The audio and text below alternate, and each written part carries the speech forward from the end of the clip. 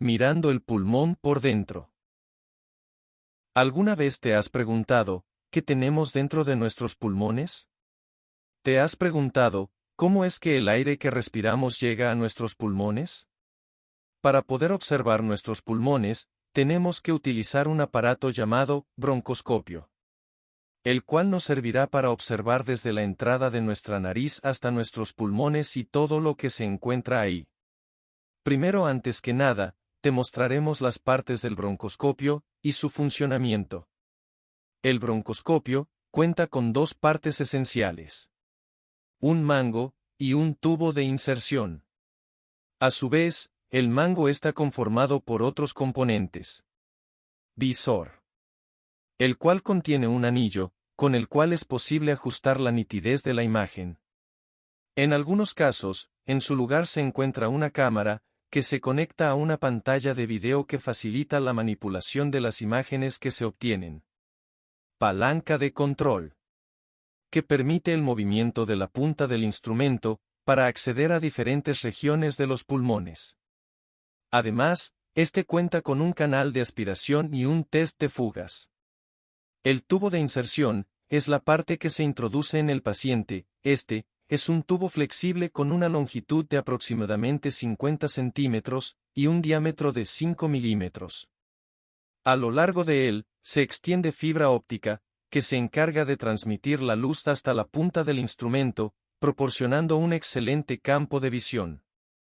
En algunos casos, dentro del tubo de inserción se incluye un canal de trabajo, donde se pueden ingresar distintos tipos de herramientas que puedan ayudar con el diagnóstico, por ejemplo para tomar muestras de tejido o cuerpos extraños. El procedimiento en que se utiliza el broncoscopio para observar los pulmones es llamado broncoscopía. Es un procedimiento seguro y de bajo riesgo, que es realizado generalmente para encontrar la causa de algún problema pulmonar.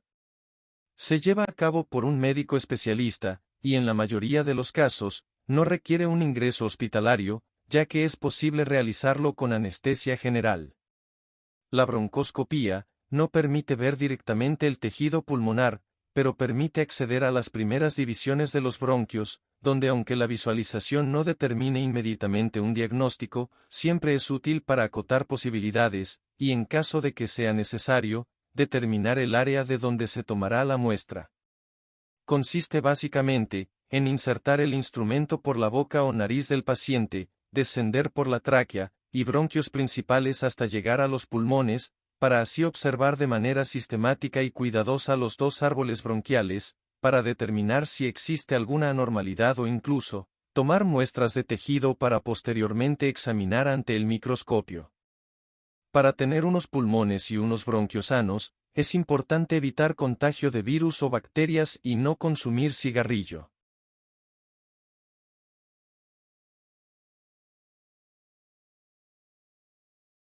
Cristales al descubierto. ¿Alguna vez has escuchado sobre el líquido sinovial? Bueno, aquí te daré una breve explicación. El líquido sinovial es un fluido viscoso que se encuentra en nuestras articulaciones, nos ayuda a reducir la fricción entre huesos y a amortiguar el impacto entre ellos. Por eso es muy importante cuidarlo, ya que, sin él, el movernos sería muy difícil y doloroso. Pero te preguntarás, ¿cuidarlo de qué? Bueno, la respuesta es algo extraña. Los pequeños enemigos en esta historia son los cristales, pero no cristales cualesquiera, sino cristales que vienen muy bien relacionados con el padecimiento llamado gota.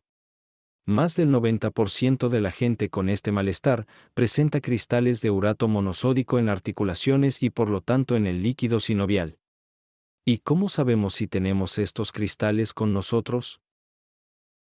Muy sencillo, simplemente con un análisis del líquido sinovial en el cual se utiliza un instrumento muy importante llamado polarímetro. Este aprovecha una de las propiedades físicas de los cristales invasores, llamada birrefringencia, que como su propio nombre lo dice, son cristales que manejan dos índices de refracción, que al ser expuestos a luz polarizada, se genera en ellos un color característico dependiendo de su tipo de birrefringencia. Sencillo, ¿no? Bueno, conociendo lo básico del funcionamiento, llegó la hora de conocer al héroe de la historia, el polarímetro.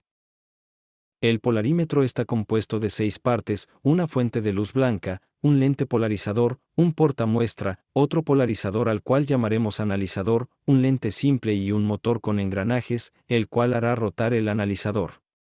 El proceso de visualización de cristales es muy sencillo, simplemente colocamos el líquido a analizar sobre el portamuestras. La luz proveniente de la fuente pasará por el primer polarizador, generando así luz polarizada y de esa manera incidiendo dentro de la muestra. A su vez, esta pasará por el polarizador analizador en donde se podrá apreciar el efecto óptico producido por la muestra.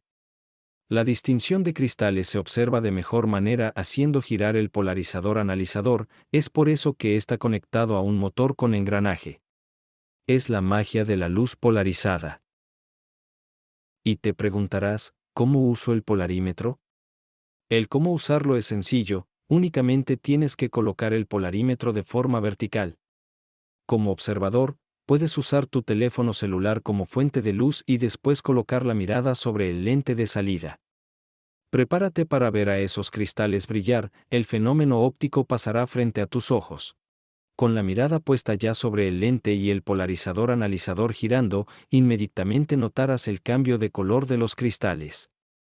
Exactamente este mismo procedimiento se realiza de manera médica en los estudios y análisis de padecimientos como la gota, que ya fue mencionada anteriormente. Estos cristales son demasiado molestos para aquellos que padecen de este mal, ya que afectan su movilidad de manera cotidiana. Por eso, lo más recomendable es reducir el consumo de bebidas gaseosas y carnes rojas, ya que el consumo de estos productos son las principales causas de desarrollo de cristales en articulaciones. Cuidemos nuestra salud.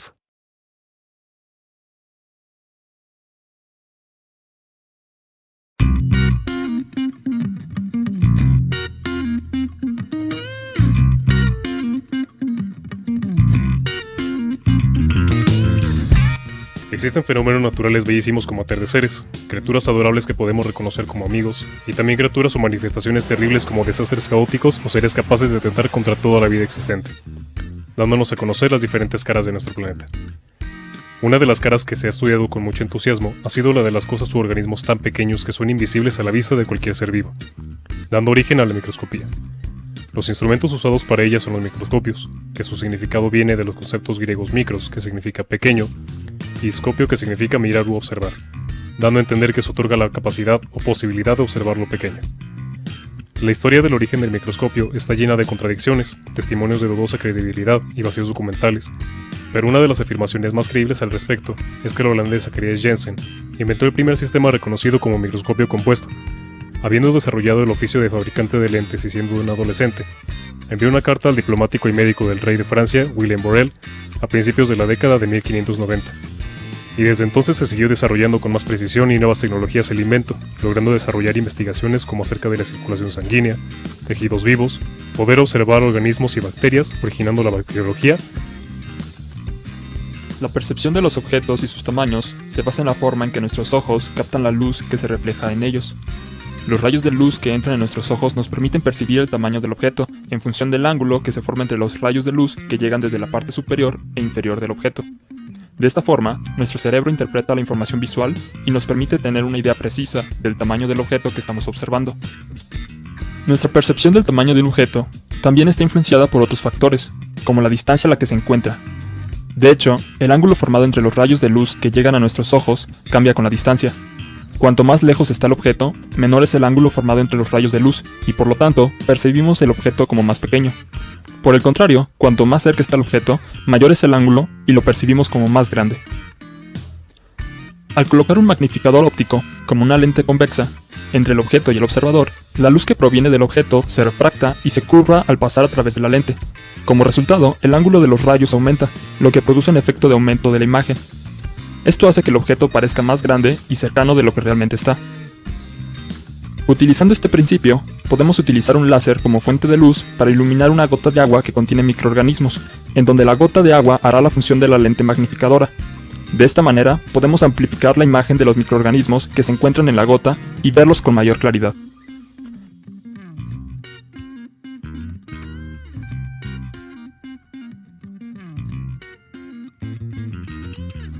Es importante tener en cuenta que la luz del láser con el que vamos a trabajar puede ser peligrosa para nuestros ojos, por lo que lo primero que hacemos es colocar un filtro de densidad óptica que reduce la potencia del láser.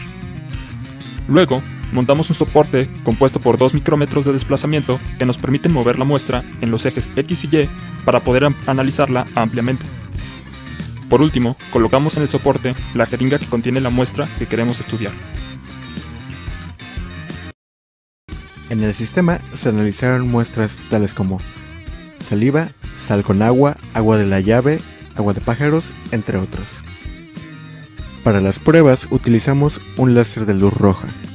De acuerdo a cada una de las muestras colocadas en el sistema óptico, podíamos observar el movimiento de las partículas que se encontraba dentro de las gotas, obteniendo un efecto de interferencia circular alrededor de las partículas.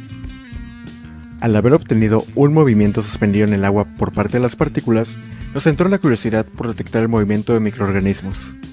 Los protozoarios son un conjunto de organismos microscópicos que habitan en ambientes húmedos o medios acuáticos. Para conseguir un cultivo de protozoarios, en un frasco se colocó tierra de una maceta, hojas de distintos árboles y agua ionizada.